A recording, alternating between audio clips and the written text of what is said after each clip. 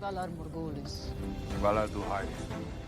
Welcome to Southside Westeros, where we explore the world of Game of Thrones. From the Fist of the First Man to the catacombs of the Red Keep, no secrets will be safe from us. Enter and forever be changed. There is only one God, and his name is death. And there is only one thing we say to death. Not today. Hello and welcome back to Southside Westeros. I'm your host, D. Paul, your master of whispers, and today is episode 13, lucky number 13, and it's part 1 in our series, The Best of the Worst. And today we talk about none other than the she-wolf, Catelyn Stark. Yes, one of my favorite people. Facetiously, of course. I have made many assertions about this woman, and I plan to go over those today, and I will present my case, and as always, I leave it up to you, my listener and dearest friend, to come up with your own assertions. I'm just going to present information. Now, we are going off of the show, but I will kind of backtrack, give you a little bit of the book to give you an idea of who we're dealing with here. Now, the she-wolf, Catelyn Stark. Well, let me give you a little kind of background on this young lady. And Michelle did a wonderful job in portraying her. If the showrunners meant to present her in this manner and fashion, then they did a good job. If they didn't, then we'll see.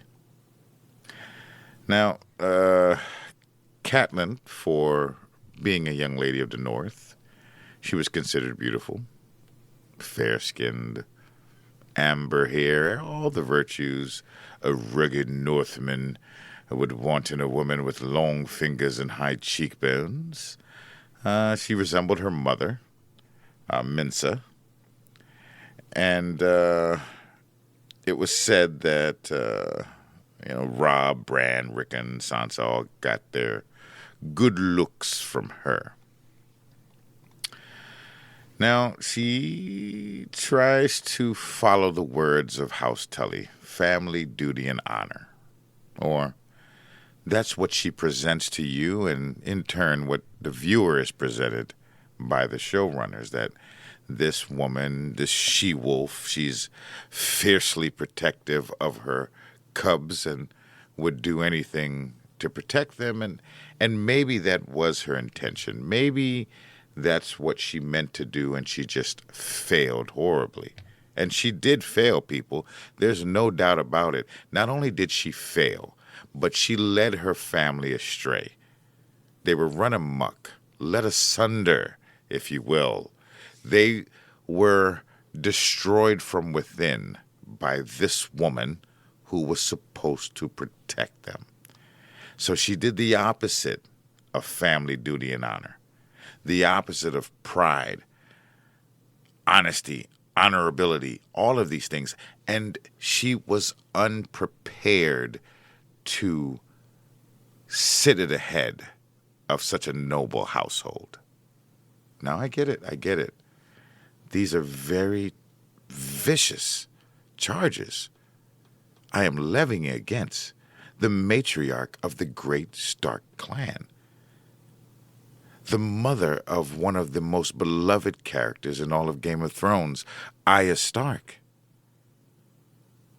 the mother of Robb Stark, the young wolf, the mother of Brendan Stark, the three-eyed raven. Yes, Sansa Stark, the Queen of the North. This is their mother. She birthed them onto the world. She suckled them at her teats. The she-wolf, the milk of the northern wolf, coursed through her veins and were given to her children so that they may go on and do great things in the world of Westeros. However, the great things that her children did had nothing to do with her. If anything, the treatment of Jon Snow would be the only redeeming quality she has. Huh? Yes, the only redeeming quality that she had, because if she wasn't such a vile, evil, wicked stepmother, then maybe Jon Snow would not have been the upstanding citizen he was and able to fulfill his promise as Azor Ahai. Yes, people, yes. Her only redemption is in one of the worst and most deplorable acts that she outlined herself to her daughter-in-law.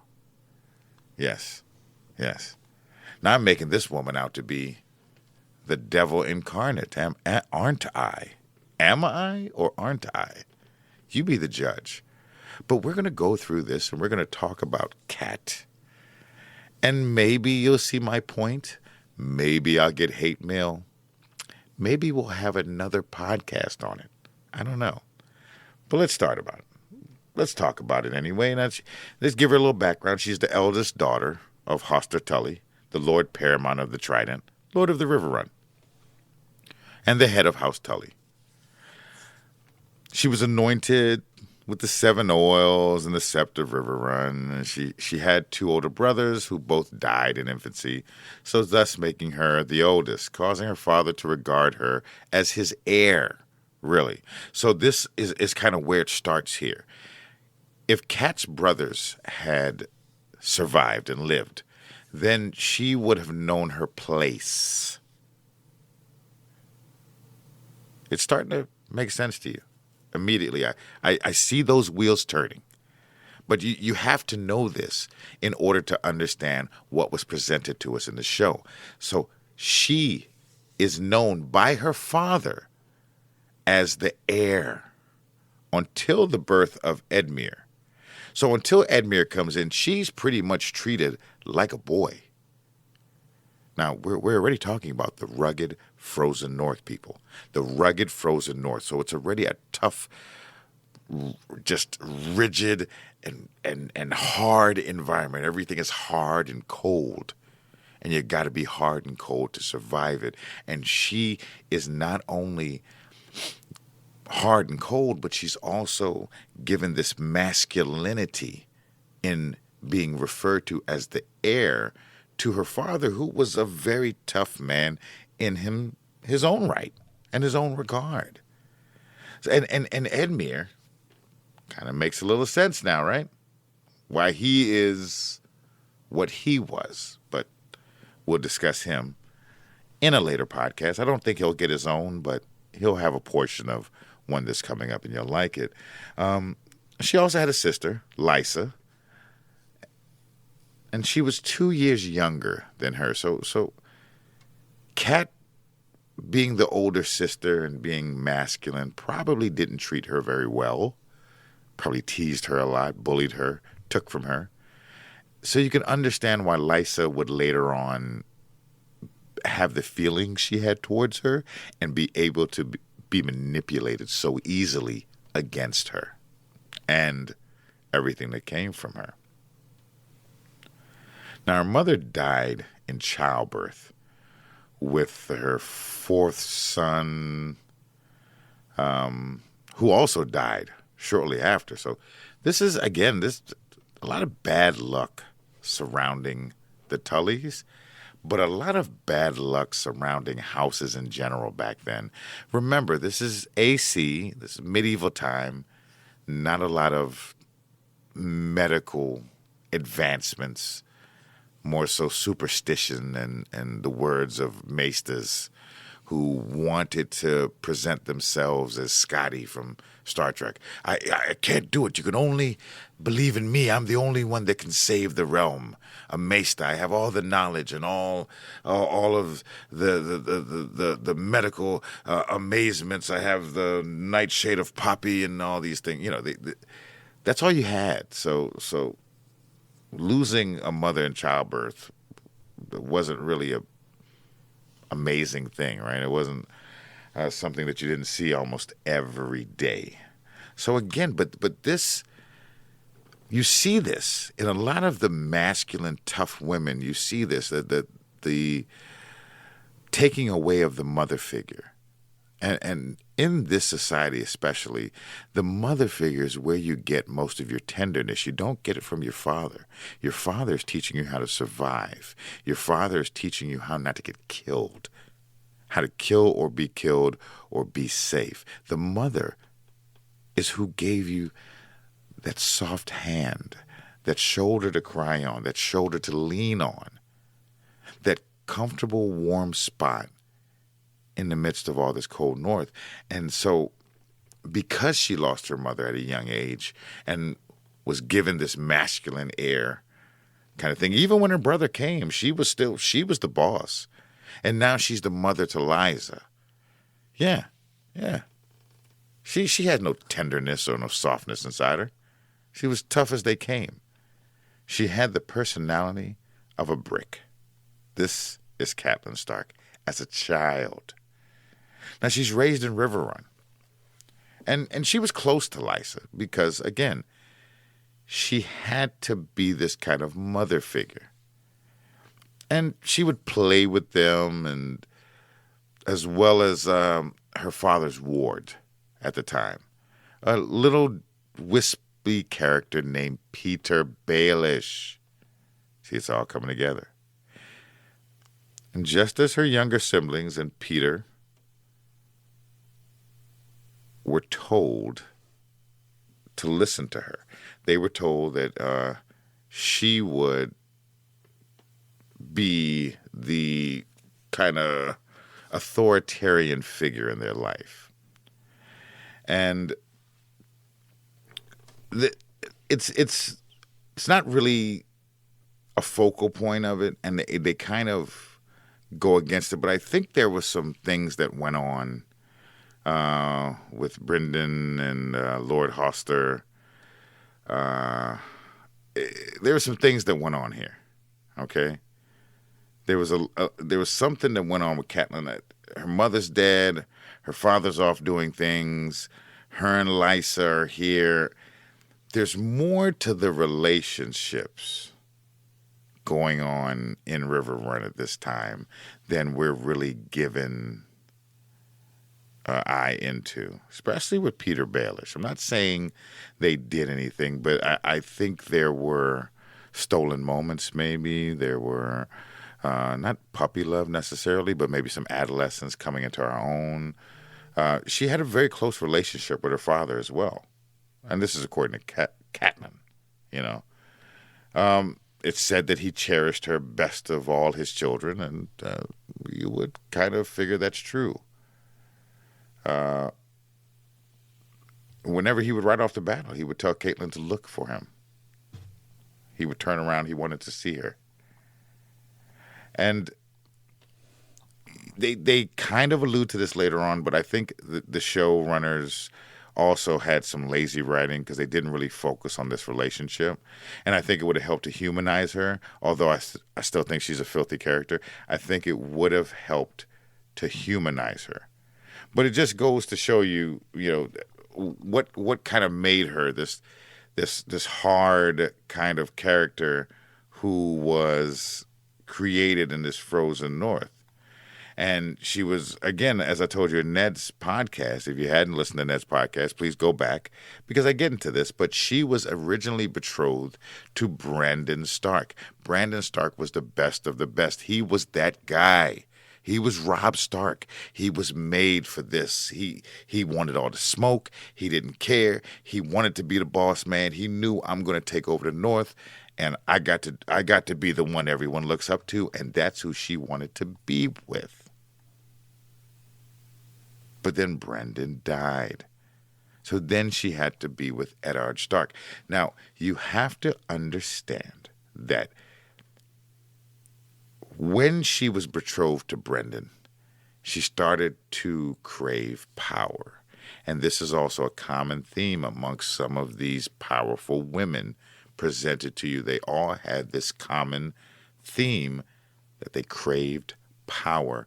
They craved equality, quaved equality. I didn't mispronounce it. I was trying to do a Daffy Duck voice. I'm sorry. It didn't work. But they craved equality. They wanted to be equal to the males of the society. They saw themselves as viable candidates for leadership. You didn't just see this with Catelyn. You saw this with Cersei.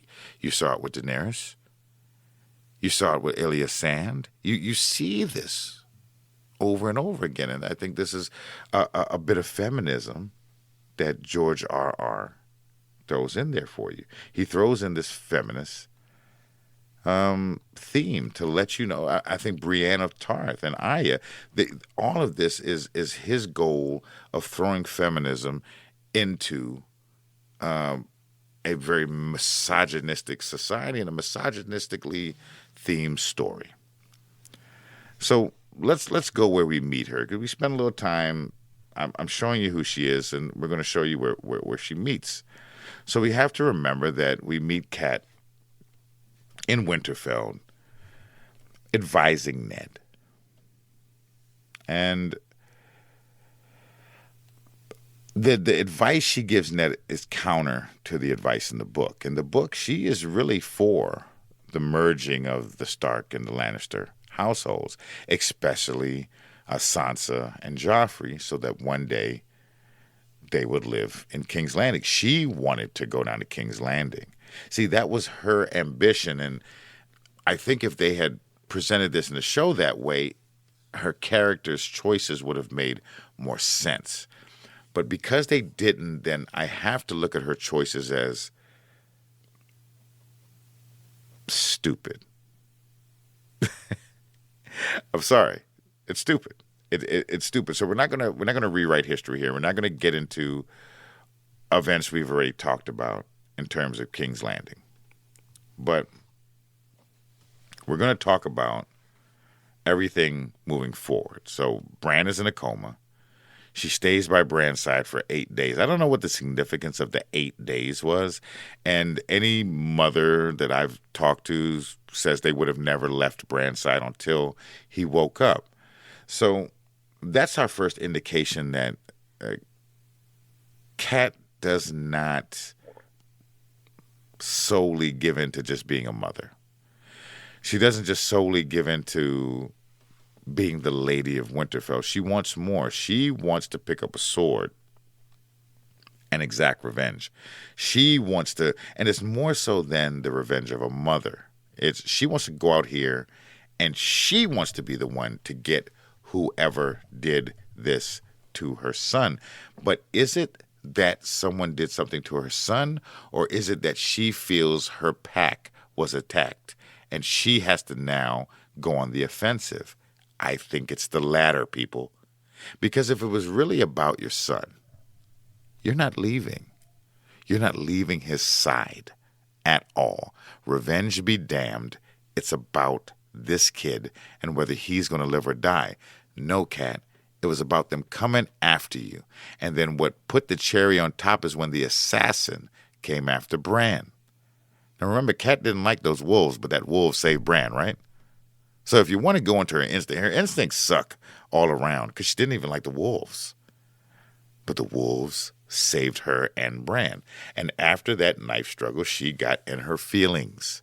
She got in her feelings, and that was all Littlefinger needed to push her over the edge when he lied to her and told her that the dagger she had was Tyrion's, when in fact it was his, and he orchestrated everything from the beginning. But because she has such stupid instincts, not only did she not realize that Peter Baelish was playing for the other side, she also offered up Ned to him.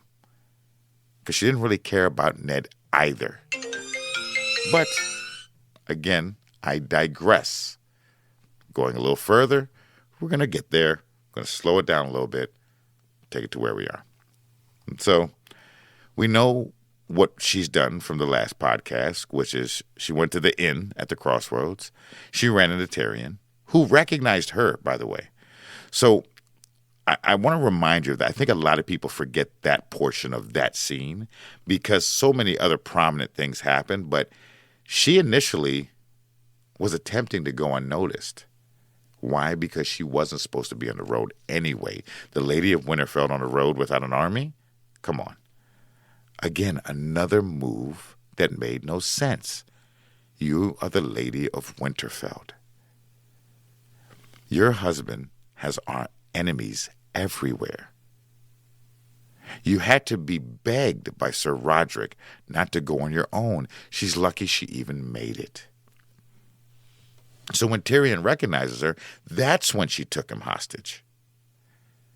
So her taking Tyrion hostage, there was no thought into that. It was instinct. It was a momentary thought. And what happened from that? Your husband died. You didn't think about the repercussions. You're a Lady of Winterfell. You understand these things. You knew what those repercussions were. That's the Queen's brother. They can't allow you to keep him. And then you take him to Lysa, right? Which was the only move you could make because you couldn't make it back to Winterfell. And even if you did, Winterfell couldn't stand up to an attack from the Lannister army. Not at all. So we go through all of these things that happen with the trial by fire. Not by fire, sorry. The trial by combat. Tyrion, they fight the clans and all of that. And now let's fast forward, okay? Now Robb has marched south because Ned's been arrested because she has taken Tyrion hostage. They're unaware that Tyrion has escaped. However, it was the catalyst needed. It was the powder keg needed to kick off this war. Now, one good thing did happen, which was Brynden Tully left House Arryn because Lysa refused to help against the Lannisters, even though they were House Stark's bannermen, which gave the Tullys, they eventually lost everything, but they were able to get the Umbers involved and all of that. So this is where we get to another mistake, and the biggest mistake she made. Attempting to advise a general in war. Kat, what made you qualified to advise Robb in war? Nothing. You're his mama. You're his mother. So you thought that you knew best in war. So when Robb was about to place Lord Great John Umber in command of the infantry to engage Tywin, Catelyn convinced him to anoint Roose Bolton because he's cold and calculated. Now, knowing what we know now, there couldn't be two further men. And one might say, well, they won a lot of battles with Roose Bolton. He didn't, because remember what Roose told Lord Frey in our past podcast. The boy was too arrogant.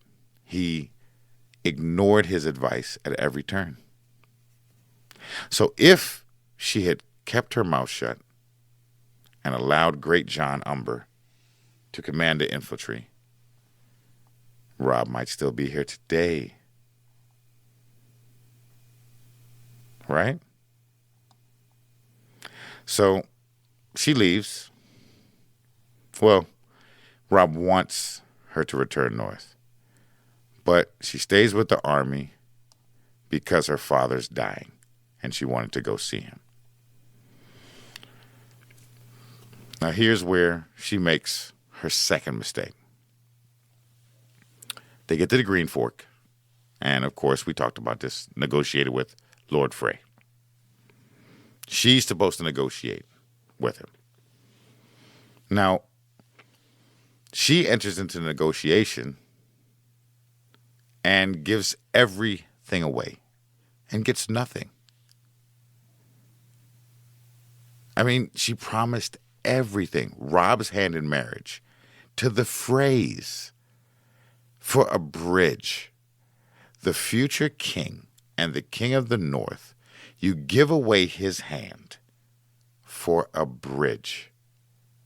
Usage of a bridge that you could have just taken because it's the phrase.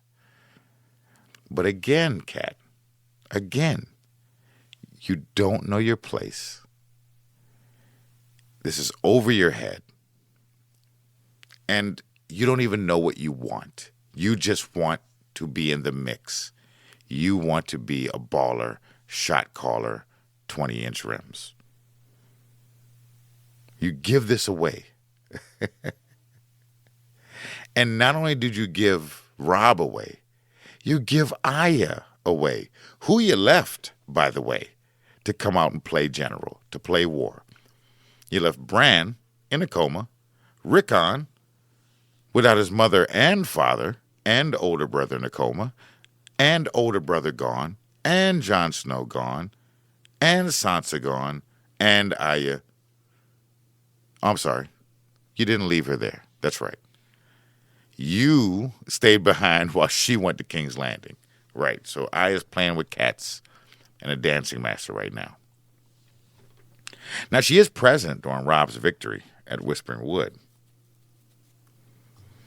And after the news gets to them that Ned was killed by Joffrey, she's then filled with grief, but maintains her composure for the sake of her son. This is what I want to show you. She wasn't distraught that Ned was gone, because there was still a chance to get what she really wants, which is power. See, Kat is not much different than Cersei. She was just on a different side. She urges or argues for peace with the South so that Sansa and Arya might be more easily brought to safety. Now, look at everything she's done. Look at everything you've started. You started this, and now you want to urge for peace because you didn't think, oh, yeah, I had a daughter. Oh, no, 2. Where did they go? Oh, they're in the South. Did she think about that when she kidnapped Tyrion? Did she think about that when she tried to kill him? She didn't think about any of those things. I think her children were the last things on her mind. Now, she advises Robb against his plan. Advises is a strong word, right? She's telling him, do not send. This is where I think the one thing he should have listened to her. She advised him against sending Theon Greyjoy to the Iron Islands. I thought it was a stupid idea too. There was no, again, the Iron Islands don't do anything for anybody. So there was no upside to this. Theon could have served you better at his side as a brother. But Robb didn't listen, so he sends him on his way. So this is where Kat gets the ideal to go ally herself with Renly Baratheon. Again, stupid idea. Now, they did have the money behind them, and I'm sure that's what she was looking at. But Renly is in no way, shape, or form anybody's king. He's not. No, those guys, and that can be seen because his men dispersed immediately upon Renly's death. And it's weird to me that all of these moves she was making, people still found some way to defend her.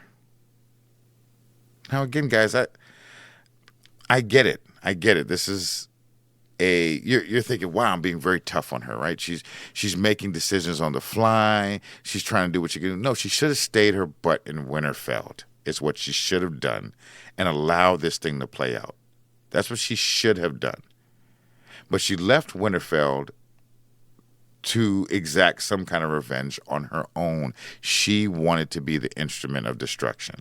But her leaving Winterfell started a chain of events that led to Arya being homeless and traveling the world. Sansa being abused by not only Joffrey, but by Ramsay Bolton. Robb getting killed along with his wife.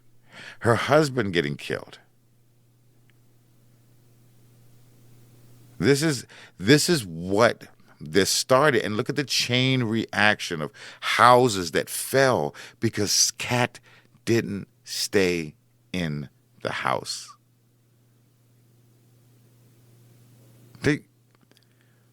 It bewilders me at how horrendous she was at this game. The worst, she couldn't read people. She couldn't read situations. She was only instinctive and reactory. And that's what led to her death. Now she tries to get Renly, and it all goes bad. You know, Stannis does his blood magic thing. She's there with Brienne. They send in the creature. It kills Renly, and they have to run. Brienne gets her out of there. And then Catelyn takes Brienne into her service. She disapproves of the admittance of small folk into Riverrun by her brother. They bring Ned's bones, which is weird to me, but because the time frame was a little off for Ned to be bones already in a box, but you know. She talks Hallis into returning them to Winterfell, and then she and Brienne remain at the castle of the Battle of the Fords. She then hears about her two youngest sons' murders at the hands of Theon. And this is when she gets bloodlust at this point, because she feels that it's not her fault, it's someone else's fault. But if she had stayed in Winterfell, they both would be alive.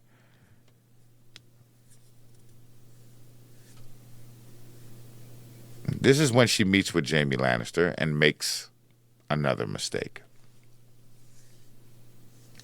Kingslayer admits to her that he's the one that pushed Bran.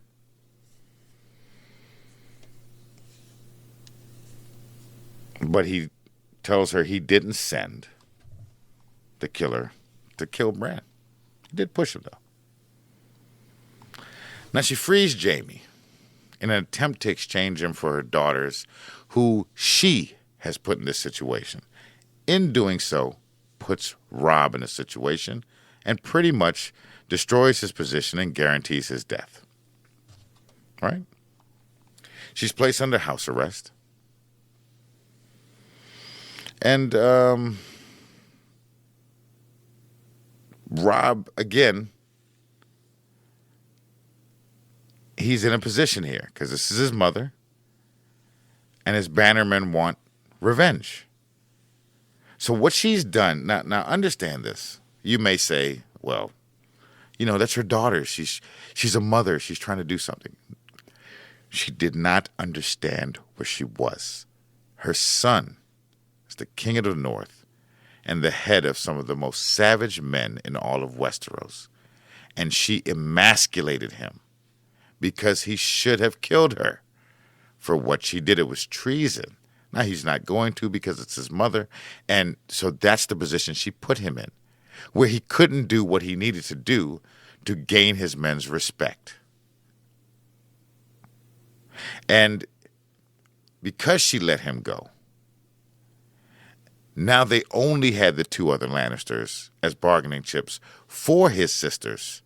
See, he had Jaime, and he could have exchanged Jaime for Sansa and Arya. He could have done that, but she took it upon herself to let him go, and now he has to take two lesser Lannisters to the table, and he has to go against the Karstarks, go against the Umbers, in order to somehow get his little sister. So he was thinking about his sisters. She wasn't. And she wasn't thinking about him. Now, Robb forgives her. And he denies vengeance to Stark because he wants to murder the remaining Lannisters as vengeance for his sons. Now, Robb talks about marrying his queen. And before he can really get into it, Rickard murders the two prisoners, Willem and Tion, leading to Robb having to behead him. Now, Robb was put in a position. Robb could not behead him. If Robb had let him go, then he would have showed weakness and his men would have not followed him. But Robb killed him, splitting his forces. Now, when Hoster finally dies, it makes Edmure the new lord. Cat advises Robb then to make peace with the Lannisters. Make peace with the Cat, look at what you've done. Look at what you caused. If you had just stayed in Winterfell, none of this would have happened. Now you want me to make peace. You've emasculated me, Mom. You've taken every trump card I had in my deck out and ripped it up to shreds and dumped it in the mud. This is what you've done. And here again is where it shows Catelyn's true nature. Now, Edmure is supposed to marry Rosalind. And this is when Robb tells her that his intention is to name Jon Snow his heir. Catelyn objects. Robb doesn't care, because that's his brother, and he knows him. And Mom, if you don't want to get over it, it's nothing I can do. Now, he intends to have Cat remain at Seaguard under the protection of Lord Jason for the remainder of this war. Because this is really the only way, Mom, I can keep you safe, by locking you up. By locking you up, throwing away the key, so I can actually focus on maybe fighting this war now and finding my two sisters, because I can't get my father back, because, oops, he's dead. So she attends Edmure's wedding at the Twins, sitting between Roose Bolton and Frey. The Freys and Boltons betray the Starks in an act of treachery, which becomes known as the Red Wedding. Now, in her last attempt to save her son's life and the last act of stupidity, she seizes Lord Frey's grandson, Aegon, and tries to trade his life for Robb's. Roose Bolton then kills Robb right in front of her. And Catelyn kills Aegon with a knife. Walder did plan to take Cat hostage, but she starts clawing at her own face. And that's when Raymond slits her throat. The Freys dump her body naked in the Green Fork, a mockery of House Tully's funeral customs. And that's the end of Catelyn Stark. Right there. And I get it. I'm tough on her, but I have to show you this. She was the catalyst for a lot of the events in a Game of Thrones. Just like if Robert would have pulled back that assassin, we would have never seen Daenerys cross the narrow sea. If Catelyn would have stayed her funky butt in Winterfell, the chain of events that led to the death of her husband and the beginning of the war would have never occurred. If she had treated Jon Snow like a son or like a dog instead of like a vile pestilence, maybe he wouldn't have felt the need to go to the wall, and he would have been at Winterfell to assist Robb and Theon in protecting and doing what needed to be done, where she could have stayed herself back at home, protected her young children. Or if you felt the need to go somewhere, go down to King's Landing.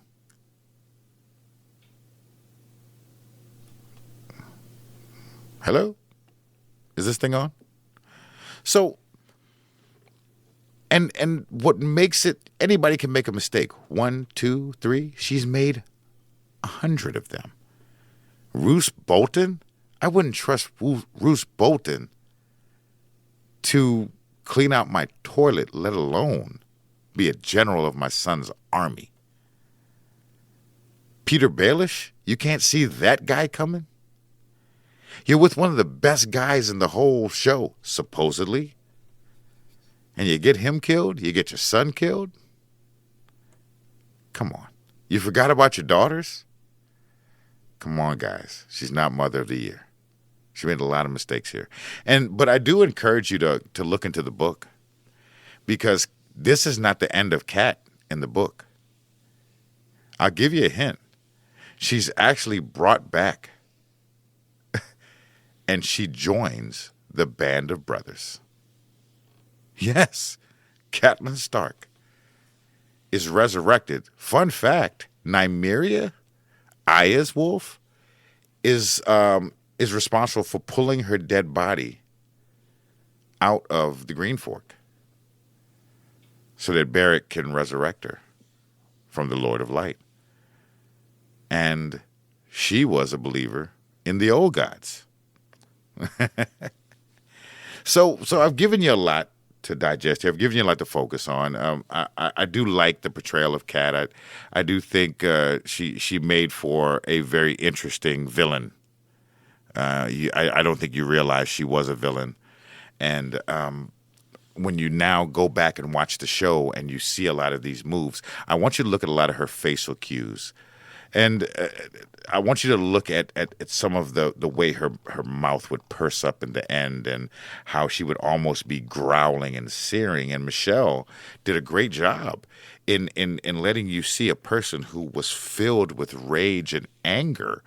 And as you see how she started her humble beginnings of her mother dying and having to take care of her siblings and then being her father's favorite, but also being raised very masculinely, you see why she made these issues, had these issues and made these mistakes, because she didn't know her place, because she felt she was a man.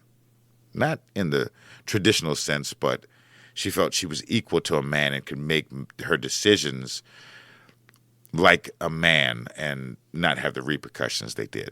So, Cat, at the end of the day, Cat, you made a lot of mistakes and you killed your family. But, hey, I guess you had a good intention. Let me know. Inbox me.